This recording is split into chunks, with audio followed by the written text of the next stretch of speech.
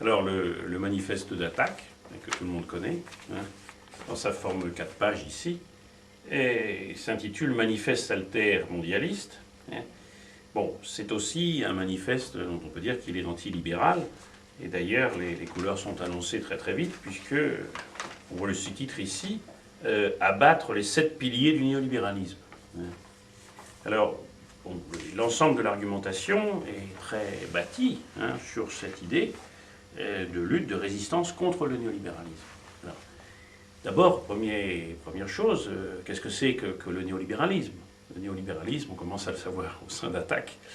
Bon, c'est une nouvelle phase du capitalisme depuis environ 25 ans. Alors, ces caractéristiques, on les connaît. Hein, c'est une nouvelle façon pour le capitalisme de fonctionner. Hein, et dans laquelle tout un ensemble de mécanismes, de dispositifs ont été mis de façon très claire au service d'une chose qui est finalement les revenus, disons, des classes les plus favorisées. Hein. Bon, c'est un peu brutal de dire les choses comme ça, mais c'est comme ça que ça fonctionne. Hein. Le néolibéralisme, ça veut dire, dans ses finalités, des dividendes, une bourse qui s'envole. D'ailleurs, ça ne veut pas dire que ça a bien marché depuis une vingtaine d'années, malgré l'inévitable crise, bien entendu, de temps à autre, mais enfin, globalement, une ascension formidable de la bourse. Cela veut dire, ou cela a voulu dire pendant très longtemps, des taux d'intérêt très élevés. Ça, ce sont des finalités.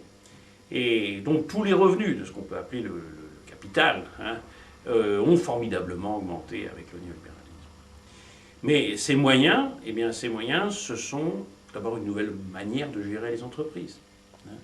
Et pour arriver à ces buts que je viens de décrire, comment peut-on gérer les entreprises? Eh bien, on va les gérer en faisant de la rentabilité des entreprises un objectif absolu, quels que soient les coûts, et aussi en utilisant les profits sous forme de distribution de dividendes. Aussi avec des taux d'intérêt élevés, donc ça veut dire d'un côté que ceux qui ont la capacité d'avoir des titres, de prêts, des obligations par exemple, reçoivent des intérêts élevés. Ça veut dire aussi que ces entreprises doivent payer ces intérêts, ce qui bien entendu n'est pas du tout favorable à l'investissement. Cela veut dire contrôler le coût du travail. Tout le monde le sait bien, les pouvoirs d'achat depuis 25 ans augmentent très particulièrement lentement. Et dans le coût du travail, on peut inclure la protection sociale, donc essayer constamment de réduire justement cet effort de protection sociale, tout ce qui avait été mis en place dans la période de l'après-guerre. Et bien, donc ça, ce sont des aspects, peut-on dire, que l'on constate dans un pays, mais il existe une autre dimension qui est la dimension internationale. Cette dimension internationale est très importante, c'est pour ça qu'on parle souvent de la mondialisation néolibérale. Qu'est-ce que ça veut dire? Bon, la mondialisation, c'est un phénomène très long, historique, qui n'a pas cessé de se développer. Je ne sais pas si c'est beaucoup accéléré avec le néolibéralisme, mais en tout cas, il revêt des formes nouvelles.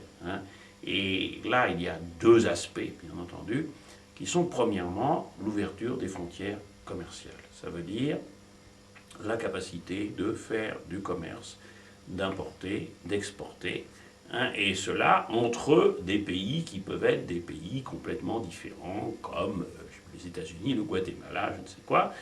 Tous les pays du monde, quel que soit leur niveau de développement, on va tenter d'ouvrir les frontières, et les frontières commerciales. Il y a un deuxième aspect qui est très important aussi, qu'on appelle quelquefois la mobilité des capitaux. C'est-à-dire les capitaux peuvent entrer, sortir, il n'y a pas de restriction d'un pays à l'autre, qu'il s'agisse de faire des investissements, de rapatrier des bénéfices. D'une certaine façon, donc c'est un peu le terrain de chasse des sociétés multinationales qui s'étend graduellement à l'ensemble du globe. Alors ça sert à quoi? Eh bien, ça sert, par exemple, à aller investir dans des endroits où le coût de la manœuvre est très faible. Alors l'exemple, on cite toujours évidemment, c'est celui de la Chine. En plus, la Chine a un taux de change extrêmement faible, ce qui lui permet de vendre une main-d'œuvre qui est déjà très bon marché et de la vendre encore meilleur marché grâce à un taux de change peu élevé. Et bon, les conséquences, on les connaît. c'est-à-dire en dehors du fait que, qui est déjà très important en soi, que la production, une partie de la production peut se faire sur le territoire chinois, ce processus aboutit à une mise en concurrence de tous les travailleurs du monde, hein, puisque eh bien, la menace de l'investissement à l'étranger, la menace de la délocalisation est toujours là. Hein, et bien, comment comparer des coûts salariaux, des coûts du travail en France avec des coûts du travail en Chine? Ça, c'est vu du centre, entre le centre et la périphérie, mais aussi comment ce même type de concurrence a lieu entre des pays de la périphérie ou du tiers-monde ou du Sud, comme on veut les appeler, puisque des pays d'Amérique latine, par exemple, se trouvent confrontés à ce problème de la concurrence de la production en Asie, soit en Chine, au Vietnam ou dans d'autres pays. Hein. Donc, ça, c'est vraiment l'aspect économique du néolibéralisme. Derrière cet aspect économique, ou avec cet aspect économique, s'articulent beaucoup d'autres dimensions qui sont des dimensions politiques, hein, la façon dont nous sommes gouvernés, hein, à l'intérieur de chaque État. Aussi des dimensions qu'on peut qualifier de politiques au plan mondial, hein, des choses comme l'ONU, des choses comme le FMI, hein, tout ça s'articule.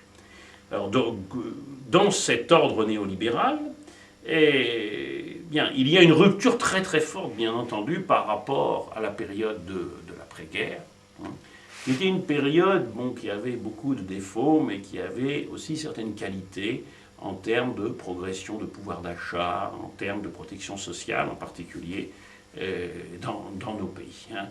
Mais l'aspect antilibéral d'Attac, c'est pas simplement, et de bien d'autres mouvements antilibéraux, c'est pas simplement une nostalgie par rapport à ces décennies de l'après-guerre. Hein, parce que d'abord, il faut innover, parce que le monde change d'une manière générale, et aussi parce que cette période avait ses défauts, et défauts énormes. Par exemple, eh bien, on se souciait extrêmement peu de l'environnement. Et toute la période de croissance de l'après-guerre a été une période de destruction de la planète. Évidemment, le néolibéralisme a continué à s'inscrire dans cette logique. Et puis aussi, ces décennies étaient des décennies, sur le plan mondial, assez redoutables, hein, avec les guerres, par exemple, d'indépendance des colonies françaises, avec une guerre terrible comme la guerre du Vietnam, etc. Donc il ne faut absolument pas idéaliser ce passé.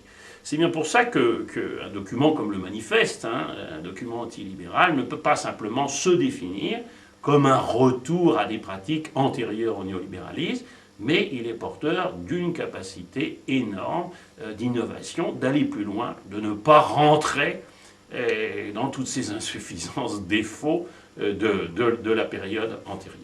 Alors globalement, ça fait énormément de choses, je n'ai pas parlé de tout, hein, mais c'est bien ça le premier titre du manifeste, c'est-à-dire un manifeste altermondialiste, et altermondialiste, ça veut dire changer le monde, et c'est beaucoup.